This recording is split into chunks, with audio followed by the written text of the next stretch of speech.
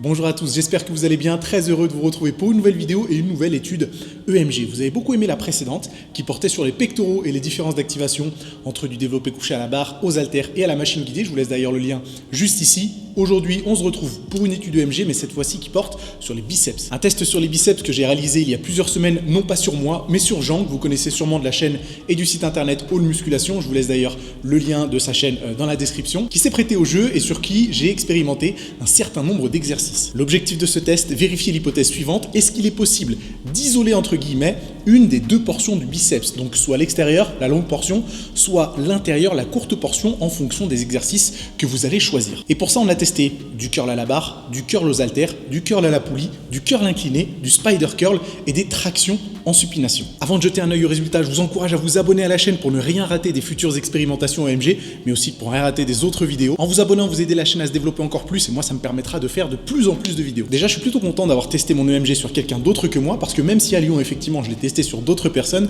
je trouve que c'est toujours bien d'aller à la rencontre d'autres pratiquants et de se rencontrer autour de ce genre d'expérimentation. Donc je pense que je le ferai plus souvent. Donc le test, comment s'est-il passé? J'ai placé 3 capteurs sur le bras gauche de Jean.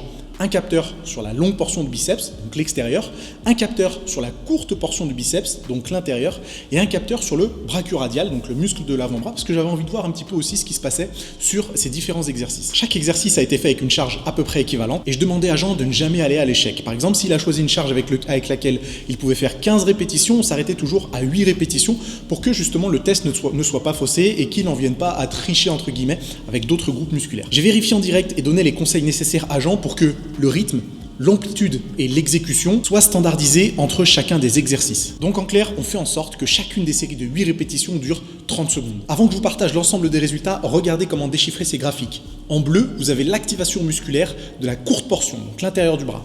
En rouge, vous avez l'activation musculaire de la longue portion, donc l'extérieur du bras. En jaune, vous avez l'activation du brachioradial, donc le muscle de l'avant-bras. En haut de toutes ces barres, vous avez un chiffre. Et cette donnée est exprimée en pourcentage de la contraction volontaire maximale. Attention, c'est pas moi qui invente le terme, c'est le terme utilisé dans toutes les revues scientifiques. Et cette contraction volontaire maximale, c'est en fait une valeur de référence qui nous permet de comparer toutes les autres valeurs. Donc, j'ai demandé à Jean, avant de, je sais plus si c'était avant ou après, d'effectuer une contraction isométrique, donc dans cette position par exemple, pendant 5 à 6 secondes. Une fois que le logiciel a enregistré cette contraction volontaire isométrique maximale, eh bien, toutes les autres valeurs vont être comparées à ce chiffre-là. Donc la valeur absolue de ce chiffre n'a pas grande importance. Que ce soit écrit 200, 212 ou 150, c'est pas ça qui nous intéresse. Par contre, la comparaison de toutes ces valeurs entre elles et avec les autres exercices, c'est ça qui va nous permettre de dresser des conclusions. Ok, trêve de bavardage, voici l'ensemble des résultats. Vous avez du coup 6 graphiques différents. Tout à gauche, vous avez le curl debout à la barre. En deuxième position, le curl debout aux haltères. En troisième position, le curl debout à la poulie basse. Quatrième position, le spider curl. Cinquième position, le curl incliné. Et dernière position, les tractions supination. Pour l'instant, on va laisser de côté les tractions supination parce que vous voyez que les résultats sont un peu à part. On va traiter plutôt toutes les autres variantes ensemble. Vous voyez que sur toutes ces variantes, on remarque 3 choses intéressantes. La première, c'est que l'activation musculaire du brachioradial, donc le muscle de l'avant-bras, ne change absolument pas. Ça veut dire que Jean a plutôt bien bossé et du coup n'a pas compensé avec les avant-bras lorsqu'il effectuait son exercice. Encore heureux puisqu'il était en supination. Si jamais il y avait eu des différences, il aurait pu se poser quelques questions, mais c'est pas le cas, donc tout va bien. Deuxième chose, l'activation de la courte portion, donc l'intérieur du biceps entre guillemets, est équivalente sur toutes les variantes. On a de toutes petites variations, mais qui ne sont pas réellement significatives. Donc on peut en conclure que, à charge égale, aucune de ces variantes va provoquer un travail plus intense sur la courte portion du biceps. Troisième chose, et c'est là que ça va nous intéresser, il y a des différences sur l'activation musculaire de la longue portion, donc l'extérieur du biceps entre guillemets. Donc si on compare par exemple le spider curl et le curl debout, qui ont tous les deux effectué avec une barre et avec la même charge équivalente, on peut remarquer que la longue portion travaille effectivement plus sur le spider curl. Et si on prend le curl incliné, même constat, si jamais on compare avec du curl à la barre ou du curl aux haltères, on voit qu'il y a quand même une différence qui est assez significative dans l'activation musculaire de la longue portion. Et pour le spider curl, c'est pas vraiment des résultats qui sont surprenants puisque la longue portion du biceps va rentrer en jeu dans ce qu'on appelle l'antépulsion. Par contre, ce qui est bizarre, c'est que l'activation est aussi supérieure sur du curl incliné alors que sur le curl incliné, on fait le mouvement inverse, c'est-à-dire qu'on tire le coude sur l'arrière. Et c'est quand même assez particulier qu'on retrouve des résultats aussi similaires sur 2 exercices, curl incliné et spider curl, qui sont aussi différents. Si vous m'aviez demandé mon avis avant d'effectuer le test, je vous aurais dit à tous les coups que l'activation musculaire de la longue portion aurait été totalement différente sur du spider curl et du curl incliné, mais qu'elle aurait été similaire sur toutes les variantes de curl avec le bras le long du corps. Donc j'ai pas d'explication particulière, mais il semblerait qu'il soit possible de mettre un peu plus l'accent sur la longue portion en utilisant des exercices où vous allez engager le bras soit sur l'avant, soit sur l'arrière. Est-ce que cette différence d'activation musculaire peut suffire à provoquer un vrai changement en termes de masse musculaire sur la longue portion de biceps ?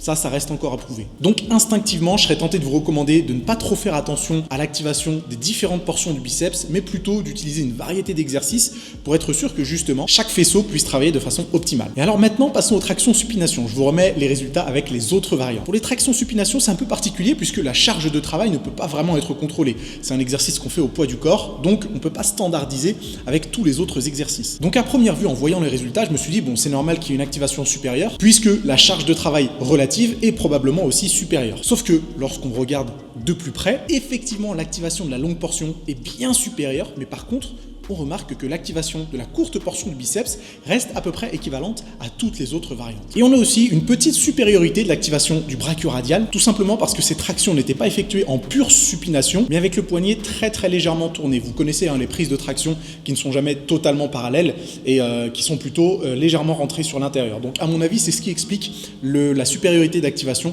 du brachioradial. Mais dans ce cas-là, comment expliquer une telle supériorité de l'activation de la longue portion ? Eh bien, je pense que c'est comme les variantes précédentes, comme le curl incliné et le spider curl. À partir du moment où on engage l'humérus soit sur l'avant soit sur l'arrière, eh bien la longue portion va potentiellement travailler un petit peu plus que la courte portion. Et ça se valide avec le fait que sur les tractions supination, vous avez le bras qui est complètement sur le haut, alors que sur le spider curl, l'angle est un peu plus réduit. Donc ce qu'on peut en conclure, c'est que déjà, les tractions supination, c'est un excellent exercice pour les biceps. Si jamais vous ne le placez pas dans votre programme, vous devriez le faire. Et deuxièmement, les résultats de ce test valident un petit peu la théorie qui voudrait qu'on pourrait mettre un petit peu plus l'accent sur la longue portion ou la courte portion en fonction de la sélection des exercices. La question à se poser maintenant, c'est en réalité, dans la pratique, est-ce qu'il est vraiment possible ou cohérent de choisir ces exercices en fonction des résultats que je vous ai présentés? Et je pense que la question se pose pour beaucoup d'autres groupes musculaires, comme par exemple les quadriceps. Est-ce qu'il est possible de travailler de préférence le vaste interne ou le vaste externe?